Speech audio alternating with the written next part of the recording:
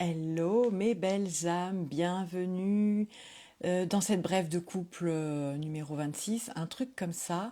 Alors aujourd'hui tu vas peut-être me voir faire ça. J'ai remarqué que col roulé c'était pas terrible avec le micro. C'est pas grave, on va faire comme ça. J'espère que tu m'entends bien, j'espère que tu vas bien. Aujourd'hui, couple nouvelle ère, on va dépasser les croyances et les injonctions du couple. Donc si tu ne me connais pas encore, je suis Corinne, je suis coach alchimiste et j'accompagne les femmes à se réconcilier avec la multidimensionnalité du couple. Et c'est exactement ce dont on va parler aujourd'hui suite à une communication que j'ai eue avec ma sœur d'âme, Sabine H, version originelle.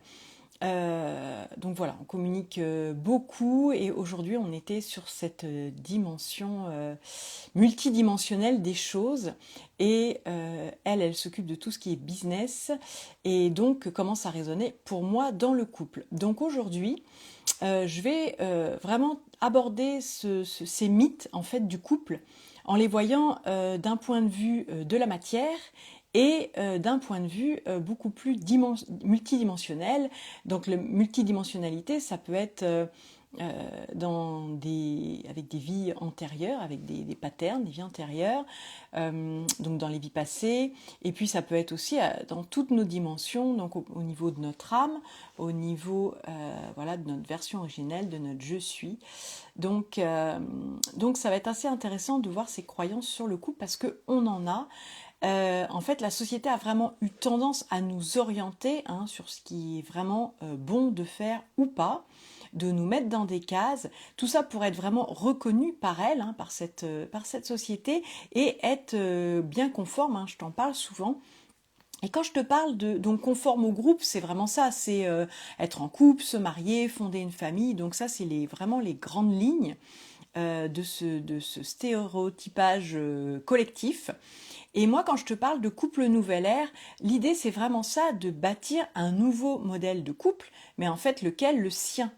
Et c'est vraiment ça qui est important. Et c'est vraiment ce qu'on décide de créer dans cette troisième énergie, je t'en ai souvent parlé, c'est-à-dire dans ce couple intégral, voire même après originel, c'est vraiment le 1 plus 1 égale 3, c'est-à-dire chaque entité qui a sa propre énergie et donc qui co-crée ensemble dans une troisième entité qui est donc le couple. Alors, on va créer donc à partir de quoi? Parce qu'en fait, on a tout ce qui se passe au niveau physique, matière, qui est un petit peu régi par l'ego. Donc, bien sûr, on va se réconcilier, donc on va rien opposer. Donc, ce côté-là est pour moi important d'être dans le corps, d'être dans le ressenti. Et puis aussi, avec son mental, son ego et donc toutes ses croyances, c'est tout à fait ok. Mais c'est d'avoir aussi un point de vue à partir donc un point de vue à partir de la multidimensionnalité. Donc, comme je le dis, ça peut être avoir conscience qu'il y a des choses qui jouent au niveau karmique par rapport à des contrats d'âme ou aussi par rapport à sa vibration originelle, donc vraiment sa fréquence originelle au niveau de sa création, de la création de son âme. Donc on va commencer en fait par les mythes et ces mythes je te les ai un peu classés pour que ce soit assez clair et net dans le qui, où, comment et puis j'en ai fait un autre quand. Voilà. Donc on va déjà dire qui. Donc le mythe sur la bonne personne.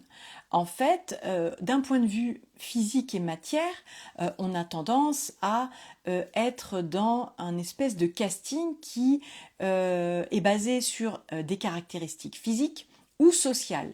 C'est-à-dire en fait les choses qui apportent ce que j'appelle moi pseudo-sécurité. Donc ça va être soit une sécurité affective ou une sécurité, on va dire, plus matérielle.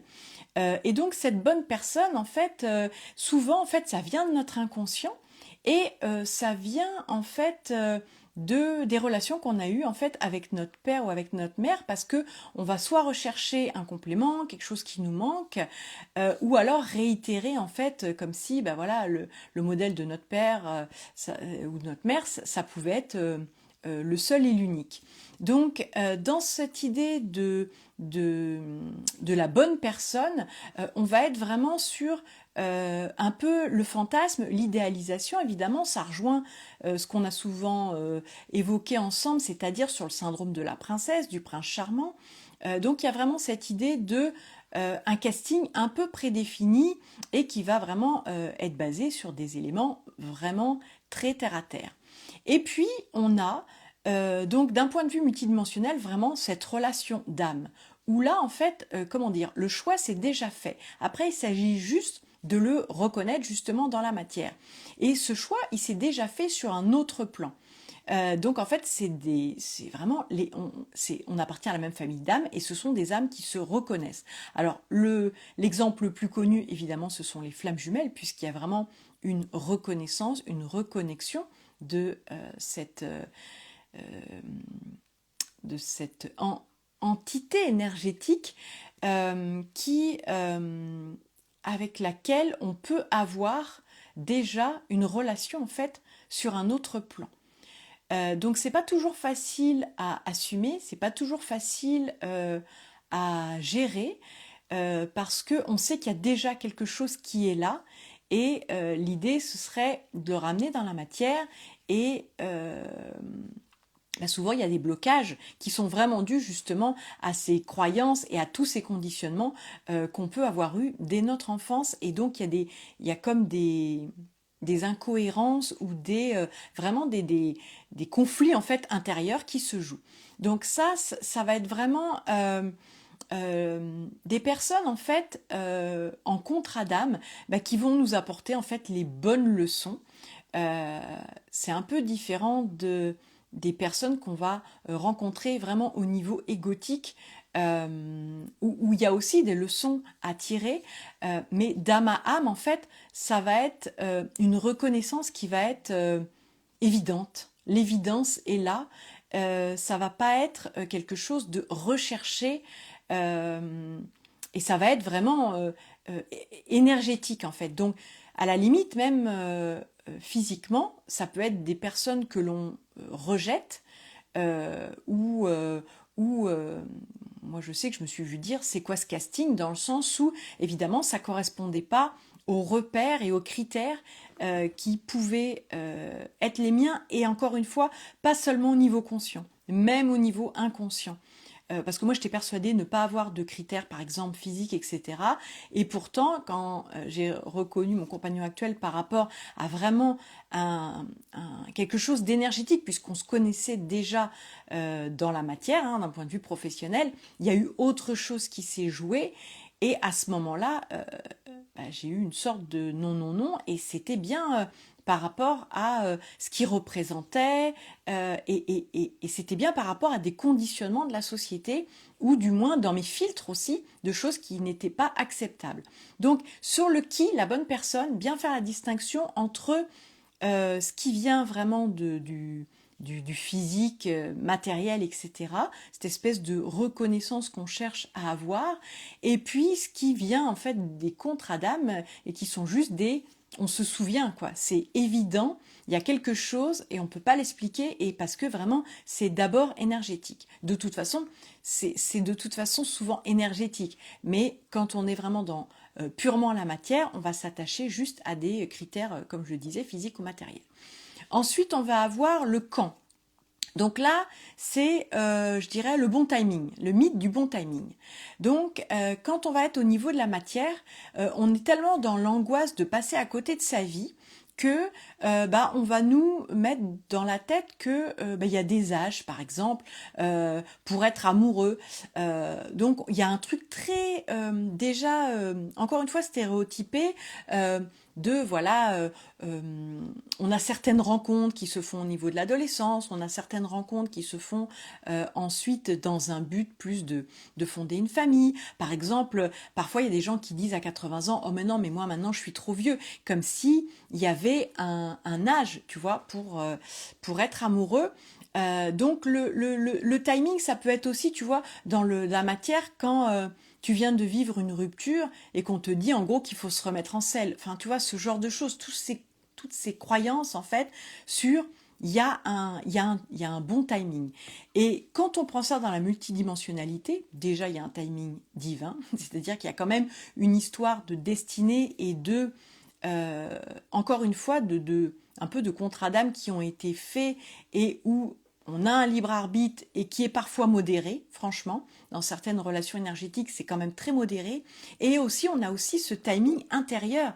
Ce timing intérieur, euh, c'est pas de le mettre de côté, c'est-à-dire quand on sait exactement, mais quand c'est le bon moment pour soi, quand aussi on a vécu des expériences qui, à un moment donné, nous permettent de nous ouvrir complètement à l'amour et voilà, de sortir des cuirasses et de la peur, enfin de la peur d'aimer à nouveau et de s'ouvrir à l'autre.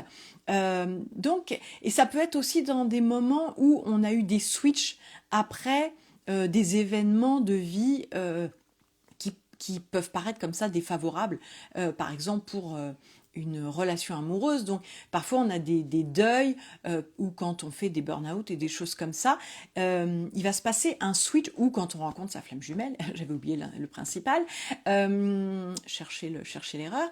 Et donc en fait ça peut nous amener en fait des switches sur notre personnalité et parfois même un peu des trucs de type illumination.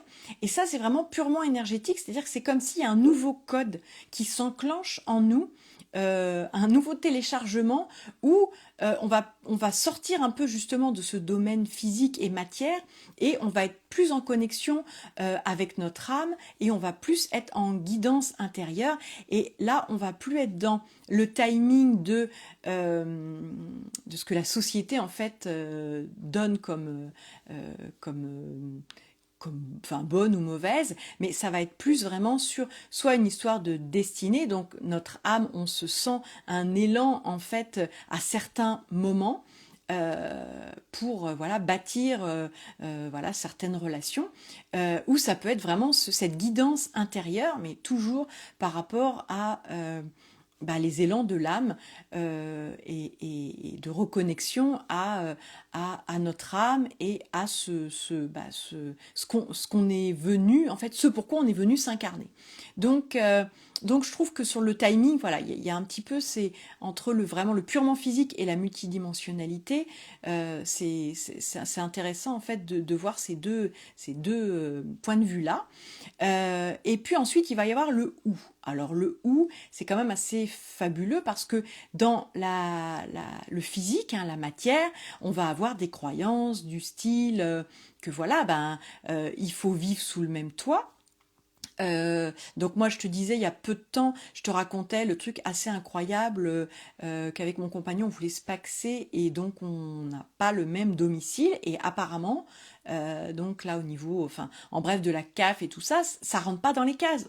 On est des ovnis, on rentre pas dans les cases, c'est pas concevable alors que bah, le modèle, on fait quand même bien ce qu'on veut. Ça peut être aussi de passer nos moments libres ensemble. C'est-à-dire que c'est concevable en fait d'être séparés, par exemple quand on va travailler, chacun de son côté, mais par contre ça peut être mal vu donc de ne pas habiter ensemble ou de passer ses vacances séparément. Tu vois, il va y avoir une certaine sorte de jugement ou de vous n'êtes pas un vrai couple ou de voilà ce genre de croyances et d'injonctions euh, et, euh, et du coup, bah, tu vois, moi, mon expérience en fait de nouveau modèle de couple, de celui qui correspond vraiment aux deux, nous au départ, en fait, c'était très clair que on n'avait pas, on ressentait pas déjà le besoin d'habiter ensemble. Parce que chacun de son côté, on avait vécu des vies où on avait aussi envie d'expérimenter autre chose. Et en plus, on n'en avait pas envie pour la simple et bonne raison que bah, mon compagnon y vit sur son lieu de travail et donc moi, bah, j'avais pas envie d'être voilà sur ce lieu avec voilà sa clientèle, etc. Et puis avec les événements qui peuvent se passer, les rendez-vous, les prestations, etc. Et puis, eh bien, moi j'ai deux enfants et ben en fait, pour moi, et on le ressentait très fortement tous les deux, notre expérience ensemble, ce n'était pas de créer une famille recomposée. Donc, moi, j'avais pas envie de lui imposer mes enfants, et lui, il a été très clair dès le départ, il n'avait pas envie non plus de jouer le beau papa. Et ce qui est très drôle dans l'histoire, quand je te dis que c'est des choses qui nous dépassent et que c'est pas forcément des choses qu'on peut contrôler, c'est que en agissant comme ça, mes filles, par exemple, très vite à l'extérieur, l'ont appelé mon beau-père, tu vois, par exemple avec leur copine, elle disait mon beau-père. Et c'est drôle parce que nous, on n'a jamais été dans ce sens-là. Et on n'était pas non plus en courant à l'opposé. Mais en fait, on disait rien, on n'avait pas besoin de se classer, on n'avait pas besoin de se mettre une étiquette. Par contre, on était clairs tous les deux sur ce qu'on avait envie de vivre ou pas. Et encore une fois, ça c'est pas figé parce que ça peut complètement évoluer. Mais vraiment, c'est important de ça, de cette idée de nous, on sentait pas que c'était notre expérience, on sentait pas que c'était ce qu'on avait à vivre. Euh, et c'est important de pas se laisser embarquer par dans la société. Voilà, quand chacun des parents a divorcé, c'est normal, il se remet avec quelqu'un d'autre, et du coup, c'est tout à fait normal qu'il y ait des familles recomposées et tout. Mais cette normalité, en fait, on peut aussi bâtir un autre modèle, et ça ne veut pas dire que ça fonctionne mieux ou moins bien, mais c'est simplement juste pas la même expérience. Et puis aussi, je voulais te parler d'un autre truc dans cette espèce de multidimensionnalité. Donc ça veut dire que nous, souvent, on n'est pas ensemble, mais en fait, pas ensemble physiquement. Et ça nous a permis de développer un ensemble énergétiquement. C'est-à-dire que, franchement, on s'est rendu compte qu'on avait une sorte de télépathie. Donc quand on pense l'un à l'autre, c'est pas rare que du coup l'autre appelle ou envoie un message, et parfois on s'est rendu compte qu'on avait fait par exemple, je sais pas, une recherche sur internet sur la même chose au même moment. Donc je trouve que ça nous amène aussi à développer d'autres perceptions extrasensorielles qui sont pratiques et en même temps, non mais tu vois, au-delà de ça, super sympa. Et ça, c'est vraiment la version énergétique dans le couple. Et je pense que ça a vraiment été décuplé par le fait de pas être forcément physiquement ensemble, parce que quand on est physiquement ensemble, on n'a pas forcément besoin, tu vois, d'avoir de bâtir une communication autre. Et je pense que nous, ça s'est ça s'est fait assez naturellement. Et c'est quelque chose d'assez rigolo, quoi. Donc, on a vu les mythes sur le qui, la bonne personne, sur le quand, donc sur le bon timing, sur le où, donc, mais comment ça s'articule cette vie en couple, donc forcément vivre sous le même toit, vivre ensemble. Il y a aussi tous les trucs de quand on est éloigné, ça peut pas être une vraie relation. Alors évidemment, si on se voit jamais, là je rejoins, je suis complètement d'accord que c'est pas, voilà, il y a quand même dans cette idée de couple, il y a quand même une notion de partage et d'échange. Donc voilà, mais tu sais, au début de notre couple, en fait, on passait énormément de temps au téléphone. Et ce que je veux dire aussi, c'est que des fois, on passe du temps avec l'autre, l'un à côté de l'autre. Et en fait, nous, de faire ce choix de ne pas vivre ensemble, ça nous a permis aussi d'accorder beaucoup d'importance au temps qu'on passait ensemble. C'était précieux puisque c'était plus rare. Et donc, du coup, ça nous a fait donner envie d'être vraiment présent et d'avoir vraiment de l'attention dans ces moments où on était ensemble, parce que c'était vraiment des moments de qualité, c'était des moments de choix, tu vois, c'était des moments... euh, ouais, on était décisionnaire, on subissait pas, tu vois. Mais quand tu vis tout le temps avec l'autre, en fait,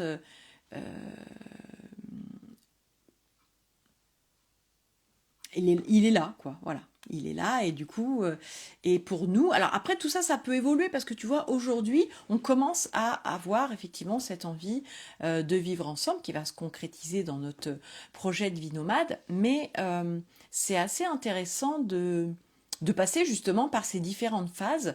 Et c'est vraiment dans cette idée de choix. Qu'est-ce qu'on décide de mettre dans ce couple, qu'est-ce qu'on bâtit en fait dans cette troisième énergie, et cette notion de choix est super importante, donc de quel modèle on crée. Le nôtre, c'est pas celui du voisin, c'est pas celui de la sœur, c'est le nôtre vraiment. Et c'est ça, je trouve, qui est très très riche. Donc maintenant, sur le prochain mythe, ça va être le comment. Donc, en fait, dans la société et au niveau de la matière, bien souvent, les partenaires, ils vont choisir pour être une équipe qui va permettre de gérer une famille, un patrimoine. Donc, c'est un peu le couple entreprise. Donc, c'est-à-dire que ça va être un peu le mythe de donc le mari, la femme, les enfants, la grande maison, la voiture, le chien. Donc moi, c'est ce que j'appelle cocher toutes les cases. Et pour beaucoup, alors il y en a qui peuvent pas être concernés par ça, mais pour beaucoup, en fait, on arrive à un certain moment où ben, on se rend compte qu'on a tout et on n'est pas spécialement, on n'est pas malheureux, mais on n'est pas heureux non plus.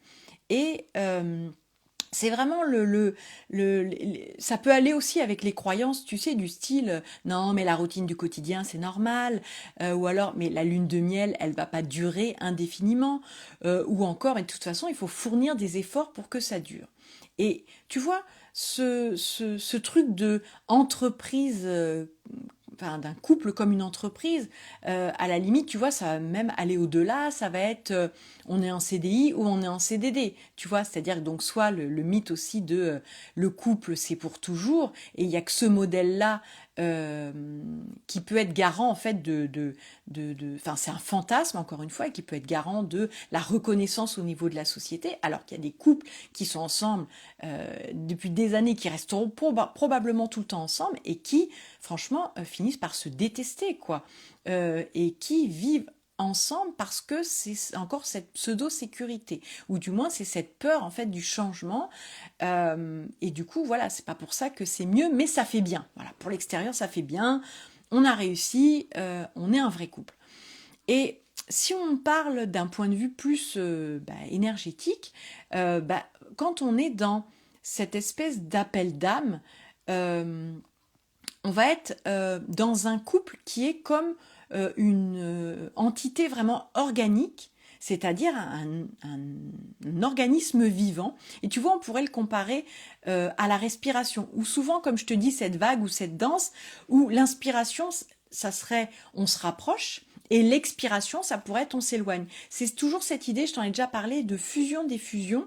Et ça, en fait, c'est vraiment cette idée de suivre le mouvement, de pas être dans le contrôle et d'être dans cette espèce de fluidité, et que du coup, le couple, l'amour n'est pas basé sur un travail, tu vois, donc dans cette idée de faire des efforts, faire des compromis, toutes ces choses-là, mais bien sûr, en fait, un échange et quelque chose qui n'est pas figé et que l'on permet de faire évoluer, mais évoluer encore une fois d'après les élans de l'âme.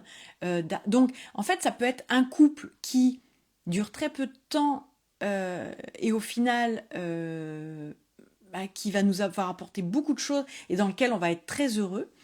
Euh, ou après, mais vraiment faire confiance à ce qu'on ressent, au-delà en fait du mental et de l'ego, et ce par quoi on s'est senti aussi appelé. Et après, la difficulté, c'est d'être honnête avec soi et de lâcher prise justement sur quand c'est la fin et pas vouloir l'admettre, ou vouloir ouais, contrôler et on a déjà parlé de l'appartenance dans le couple, enfin tout ce genre de choses. Mais c'est vrai que c'est intéressant sur le comment, sur comment on a envie de, de vivre ce couple, donc en sortant de tous les préjugés et de toutes les croyances, parce que pour moi, l'amour, en fait, quand il est vraiment là, quand j'entends faut faire des efforts, mais pour moi, c'est parce qu'on a toujours tout basé sur le travail, sur cette notion en fait d'effort, de sacrifice. Mais pour moi, l'amour, hein, comme je te disais, il exige rien, il attend rien, et il se vit en fait simplement. Et donc il se vit, c'est bien que c'est vivant. Donc il y a des cycles dans cette notion de vivant. Quand on regarde la nature, on voit bien qu'il y a des cycles. Donc il y a des débuts, il y a des fins, mais qui sont même pas des fins, parce qu'en fait c'est toujours des morts renaissances. Euh, et donc dans cet appel d'âme, on peut avoir au sein d'une même relation en fait ces cycles de mort renaissance, ou bien ça peut être la fin d'une relation pour le début d'une autre. Mais ça nous dépasse en fait, c'est quelque chose qui se passe au-delà de notre contrôle et de cette volonté de, de, de correspondre en fait à des dogmes, à des modèles prédéfinis de succès ou de pas être dans l'échec. Donc je ne sais pas si tout ça, ça te parle. Ça serait sympa que tu puisses me dire si tu as déjà vu le couple sur cette notion de multidimensionnalité. Donc encore une fois, l'idée c'est pas de séparer parce que moi j'essaye en tout cas dans ce que je vis. Je sais que j'avais un de mes challenges dans mon incarnation qui était justement d'accepter cette incarnation, donc vraiment de descendre dans mon corps, d'être dans mes ressentis, donc d'être dans cette femme sauvage qui vit vraiment les choses, qui jouit de la vie, qui voilà, qui une sacrale aussi, donc qui est dans le plaisir aussi, hein, cette recherche de plaisir, de satisfaction aussi, donc de qu'est-ce qui me satisfait, qu'est-ce qui me rend heureuse. Donc déjà, ne pas le voir à l'extérieur, ça m'a pris un certain nombre d'années, mais bien déjà à l'intérieur de moi. Et puis cette notion plus de connexion à plus grand que nous, à, à, à ce que notre âme en fait a choisi avant de venir s'incarner, et tout ça en fait ça se met en interaction, et c'est vraiment cet ensemble qui constitue en fait ce couple terrestre, hein, qu'on est venu incarner. euh, et c'est vraiment ce mariage entre ce couple divin et ce couple plus physique qui va vraiment donner ce couple terrestre. Donc c'est drôle parce que je te parle de ça en même temps, j'en ai un espèce de vertige, donc tu vois, c'est quelque chose de très fort en moi. Donc ouais, je serais intéressée de savoir si ça te parle, si tu as déjà pensé au couple de cette façon, savoir aussi quels sont toi, donc ça va être le cadeau du jour et l'exercice concret, quelles sont tes croyances sur le couple ou l'amour, euh, quels sont les mythes euh, sociétaux en fait auxquels tu as essayé de te conformer. Est-ce que du coup pour toi ça t'a apporté du positif, ou est-ce que tu t'es retrouvé dans des écueils, ou que tu as vu que c'était pas vraiment le modèle qui te convenait? Donc c'est super intéressant que tu me partages ton expérience, parce que de l'expérience de chacun on est plus riche, et ça permet aussi de, de s'ouvrir aussi sur d'autres perceptions, parce que tout n'est toujours que perception.